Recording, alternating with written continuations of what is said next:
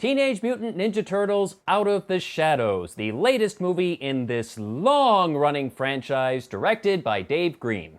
This picks up pretty much where the last movie left off. Shredder is now in jail, and no idea what happened to Eric Sachs. He's never even mentioned. They've pretty much forgotten his entire existence. Maybe he's in jail, maybe he's dead, don't know. At the Turtles' request, Vernon Fenwick has taken all the credit for taking out the Shredder, which is kind of hilarious, since the Turtles obviously can't take the credit themselves as they have to keep a low profile. And this has caused some frustration amongst certain members of the group as they wish they could come out of the shadows, hence the title, and live just like the humans do. But before they can find a solution to their problem, they gotta deal with the Shredder again as he is busted out of jail by Baxter Stockman and Karai, and he recruits two new allies in Bebop and Rocksteady, and I really don't think this is a spoiler because we've all seen the trailers by now, right? This has already been revealed. He also teams up with Krang. They are quickly putting their plans for world domination to work, and it's up for the Turtles to stop them, along with their friends April O'Neil and Casey Jones. This franchise got a cinematic relaunch a couple of years ago, and it wasn't all that great. It got a lot of criticism, most of it well-deserved, quite frankly, and something unusual happened. The studio actually listened to the criticism and tried to make things better. Who would have thought this was possible? They actually made a conscious effort to make the fans happier with this movie, and for the most part, I think they succeeded. It still has a few problems, the movie is still stupid as hell, but it's a vast improvement over the last movie. I think the biggest problem they had to overcome was the last movie did not feel like a Teenage Mutant Ninja Turtles movie. It felt like an April O'Neil movie featuring the Teenage Mutant Ninja Turtles.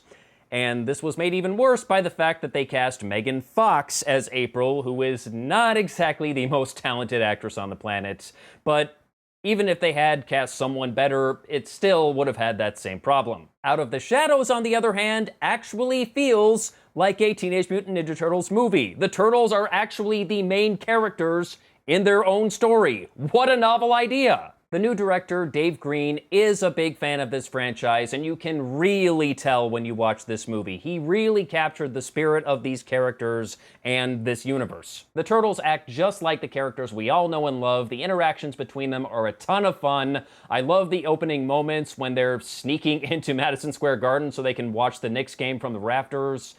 I wish I could figure out that trick.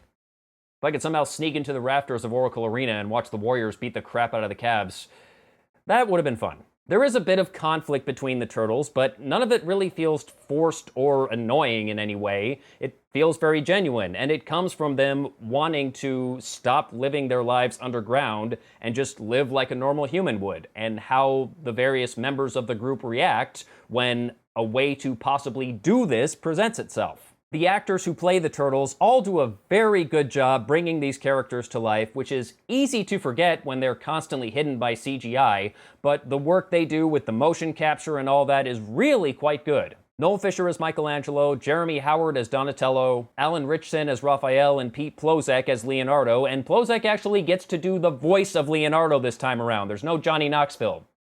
I don't know why they had him in the first place, but you know what? Movie works just fine without him. And that's not meant to be a shot at Johnny Knoxville, by the way. I don't have a problem with him, he's fine. There was no need for him to be there. Splinter's stand-in, however, does not get to do his voice. That's still done by Tony Shalhoub. Nothing really wrong with that, though. Shalhoub does an okay job, although Splinter didn't really have a whole lot to do in this movie, apart from pop in a couple of times to impart some words of wisdom and then go back to meditating or whatever. The Turtles still look a bit weird, but really, it's too late to change that now. I know we all wish they were animatronic like they were in the 1990 movie, but CGI is easier and cheaper nowadays than a big animatronic suit, so that's the way they're gonna do it. It just makes sense to do it that way. And they already came up with a certain look and feel for the Turtles in the last movie, and for better or worse, they pretty much have to stick with it, because any drastic changes would just look weird. They are still over-designed to hell and back. They still have the shorts and the shoes, and Donatello is still carrying way too much crap on his back, or shell, rather. But at least Raphael doesn't have those damn sunglasses on his head anymore. I'm glad they got rid of those. The Turtles also get a new vehicle in this movie, which is basically a converted garbage truck, and it is pretty awesome. Unfortunately, they only get to use it once in the entire movie, but that one action sequence was a lot of fun and was very well put together. The story is pretty basic. It's essentially the bad guys are on the hunt for these 3 MacGuffins, and the Turtles have to stop them from getting the MacGuffins because they can use the 3 MacGuffins to take over the world. And because the story is so simplistic, it can get a bit predictable at times. Also gets a little stupid at times. There's this one sequence where they have to break into a police station for reasons, and not only do they succeed, but once they get in there, they find members of the Foot Clan already in there waiting for them. How are all these people breaking into an NYPD station? Like, are the New York Police Department just the most incompetent motherfuckers walking around? Just how is this possible? As far as the returning characters go, April is still played by Megan Fox. I guess that can't be helped. She's still not a very good actor, that hasn't changed. And of course, the movie still has to have that one obligatory scene to remind us all that yes, Megan Fox is still hot. Just in case you might have forgotten. Will Arnett is still playing Vernon Fenwick, and he's entertaining enough, even if he is basically playing Vernon in name only. Although I will say, the idea of Vernon taking credit for saving New York and using that to turn himself into this huge celebrity, I could totally see the cartoon Vernon doing that. The Foot Clan are back, and they are actually ninjas this time. They're not just some random gun-toting terrorists. What an amazing idea. Shredder and Karai are both back, although they have been recast. I'm not entirely sure why. I guess for Shredder it doesn't make a huge amount of difference because we never saw the guy's face in the last movie anyway, mainly because he was never supposed to be the Shredder in the first place. But Karai's actress was fine, I thought. I don't know why they felt the need to recast her, but they did. In any case, Brian T. looks pretty fucking badass as the Shredder, I will say that. He's got these scars on his face and this very intimidating presence, and it's the first time, I believe, that Shredder has ever been portrayed with facial hair. But it works. And they did get rid of his ridiculous robotic suit. Not that it really matters, for reasons I'll get into later. And for what it's worth, Brittany Ishibashi makes a pretty good Karai, but unfortunately, she and Shredder both have very little to do in this movie except stand around in the background and bark orders. Shredder doesn't even get to wear his signature armor and mask until the very end of the movie, and even then only for a few minutes. He doesn't even get to be part of the final battle. Karai at least gets one fight scene toward the end. Too bad it sucked. If you saw the movie, you know, I'm not going to spoil it, but the end of that fight was such bullshit. Bad movie. As far as new characters, we have Casey Jones, played by Stephen Amell. I have no idea why they would want to cast Amell as a masked vigilante. Seems a bit of a stretch, but okay. I gotta say, I was pretty disappointed with this guy because he just doesn't really feel like Casey Jones. He's just some guy. He only brings out the mask and the hockey stick once, and only for about 5 minutes, maybe? And I'm not saying they have to copy the character exactly. By all means, take the character and just use it as a blueprint and do your own thing with it. You know, I'm not saying you have to copy the version from the original cartoon. In fact, I'm glad they didn't, because I really don't think we need to see the wackadoodle vigilante with the Clint Eastwood voice. No thank you, we can live without that. And the character has a decent setup. He starts out as a corrections officer who gets fed up with the system, so he takes the law into his own hands, but he doesn't really go anywhere from that. He's just some dude. We also have Laura Linney as the police chief. Really not much to say about her. She's just kinda there. Wasn't anything wrong with her performance or anything, she just had nothing to do. So, moving on. On the side of the villains, finally we have a Ninja Turtles movie with Bebop and Rocksteady. It's about freaking time. I can remember hearing rumors way back in the day about Bebop and Rocksteady possibly being in Teenage Mutant Ninja Turtles 2, The Secret of the Ooze. And then we actually saw the movie, and it was Toka and Razar. Weak. But now we finally get to see them on the big screen, and they actually more or less resemble the characters from the original cartoon.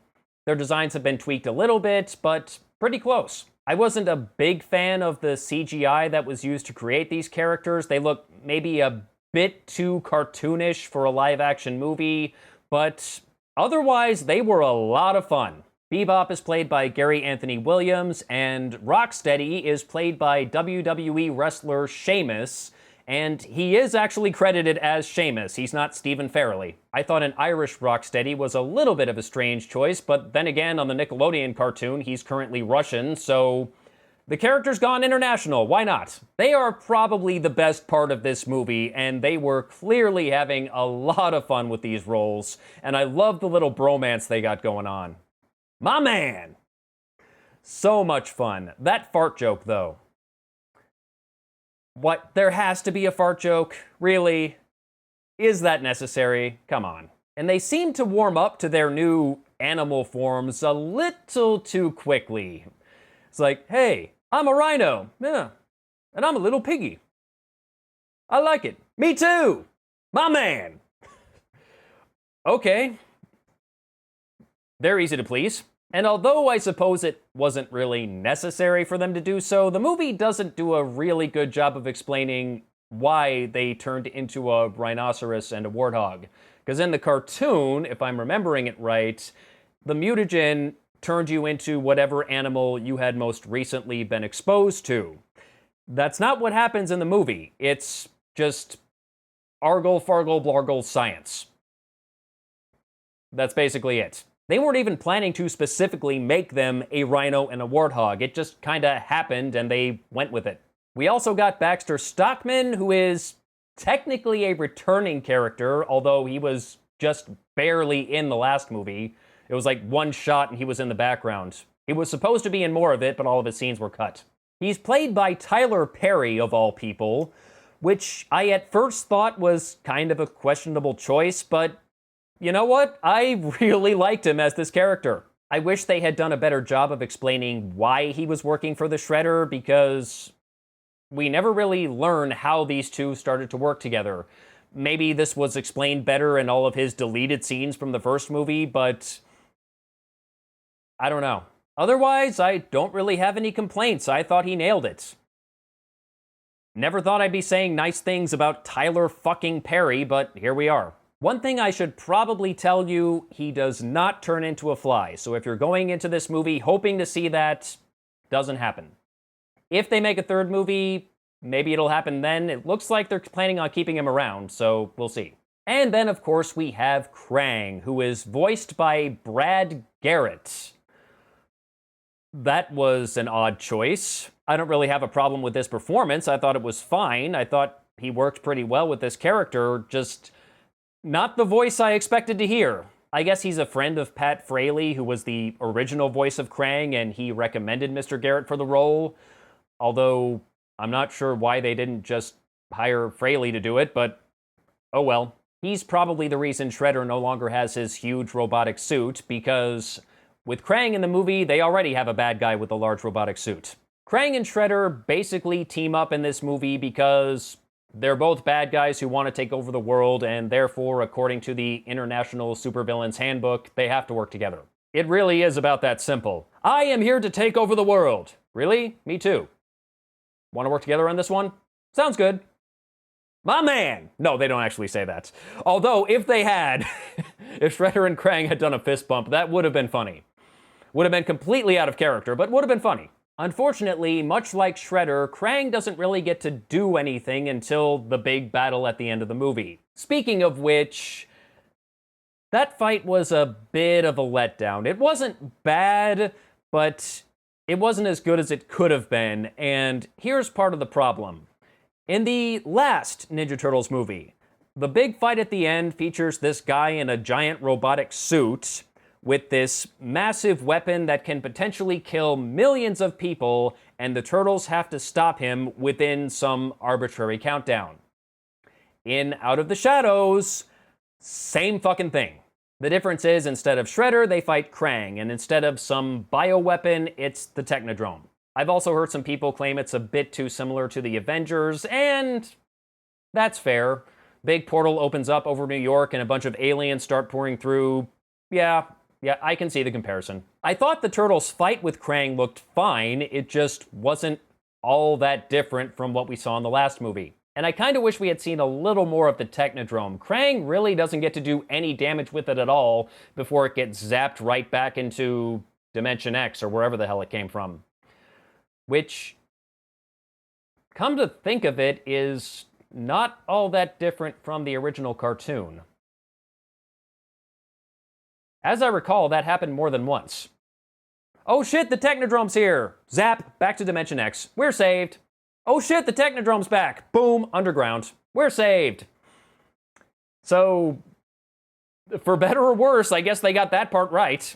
So if you're a TMNT fan, I would say this one is worth a shot, at least as a matinee, and go ahead and spring for the 3D too if you're so inclined. The 3D does look pretty good in this movie, especially for a post-conversion. This was clearly filmed with 3D in mind. If you were disappointed with the last movie, you'll probably have a better time with this one. And if you're not a fan of this franchise, I'm guessing this movie is not going to change your mind because it is still pretty stupid, and I would not go so far as to call it a good movie. It's really not. But it all depends on whether this is your kind of stupid or not, really. I thought it was an enjoyable kind of stupid. It was good, mindless fun. Not gonna win any awards, but who cares? It's not the best TMNT movie. That title is still held by the original 1990 film. But if you want to get in touch with your inner child, it's worth a look. And that about does it for Teenage Mutant Ninja Turtles Out of the Shadows. So until next time, take care.